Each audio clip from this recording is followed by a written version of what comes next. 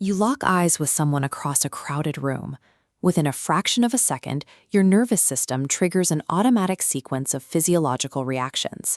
This single, silent glance initiates the entire human dating life cycle. While we often treat flirting as a mysterious art form, it functions as a biological risk management system. Our ancestors needed a way to test the waters with a potential mate, evaluating physical health and reproductive fitness without facing physical danger or the social cost of outright rejection. The first tool in this assessment is a specific facial contraction.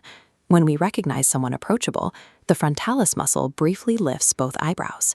This subtle movement, known as the eyebrow flash, lasts less than a fifth of a second. 20th century ethologists traveled to remote corners of the globe to study this specific gesture. By recording unstaged interactions among diverse populations, like these Papuan tribesmen, they confirmed that the rapid brow raise is an innate human instinct, hardwired into our biology rather than a learned cultural habit. If you deliberately stretch that facial greeting out to a full second, the meaning shifts. Prolonging the brow raise while maintaining eye contact acts as a distinct subconscious invitation to a potential partner. The rest of the body follows suit.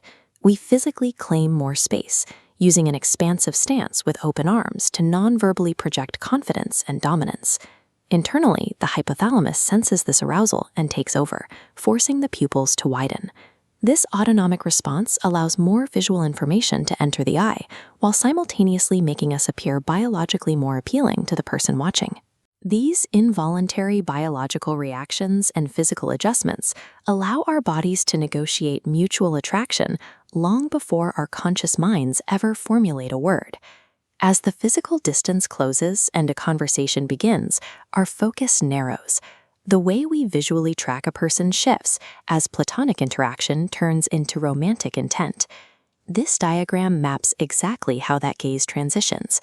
When talking to an acquaintance, we track a horizontal line between their eyes.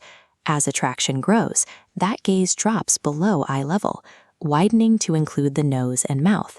This is the fleeting triangle. While our eyes scan the face, our bodies begin to copy the other person's physical gestures. Subconsciously mirroring posture and movement builds a deep sense of shared empathy and rapport. Timing governs how effectively this works. If you copy a gesture immediately, it feels awkward and unnatural. By delaying the mirrored movement for roughly 50 seconds, the brain processes the physical action as authentic alignment rather than mimicry. By synchronizing physical movements and tracking the mouth, we bypass logical evaluation entirely. This creates a bridge of intimacy with a complete stranger before we have even processed the interaction. Humans consciously navigate this intimacy through 5 distinct flirting styles: physical, polite, sincere, traditional, and playful. Playful flirting works well for short-term connections, but behavioral data reveals that the most effective universal tactic across all genders is simply expressing that you find the other person funny. Once a flirting strategy succeeds, the internal reaction is profound. To understand it, researchers used functional MRI machines to map the exact neurological activity of individuals experiencing intense early-stage romance. This glowing map illustrates the results. A successful romantic connection floods the brain's primitive reward circuit. A rush of dopamine travels from the ventral tegmental area to the caudate nucleus, creating a neurological state similar to a drug rush. While the reward centers light up, this flood actively suppresses other networks. The pathways connecting the nucleus accumbens to the amygdala, the areas responsible for negative emotions and critical social judgment, dim and shut down. The brain literally turns off its ability to detect flaws in a new mate. The old saying that love is blind operates as an evolutionary neurological mandate. That intoxicating early-stage cocktail is built on high dopamine, elevated cortisol, and depleted serotonin. The human body cannot sustain this exhausting physiological state indefinitely. Within 1 to 2 years, the intense infatuation phase reaches its natural expiration date. The stress of constant craving recedes, and the brain transitions to a calmer state. A new set of hormones takes over. The body releases oxytocin and vasopressin, chemicals designed to foster deep feelings of security, calmness, and long-term pair bonding. This transition from dopamine to oxytocin acts as a biological filter for the relationship. If that foundational attachment hasn't formed by the time the initial rush fades, the bond often dissolves, leading to the high breakup rates known as the 4-year itch. Why do some people successfully navigate this transition, while others continually seek out that early-stage rush?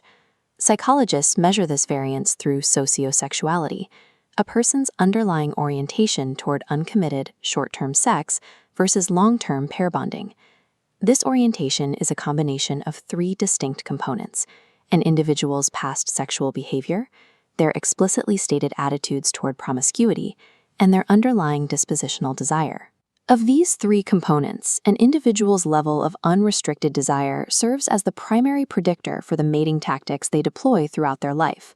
This table shows the specific regression coefficients from a long-term behavioral study.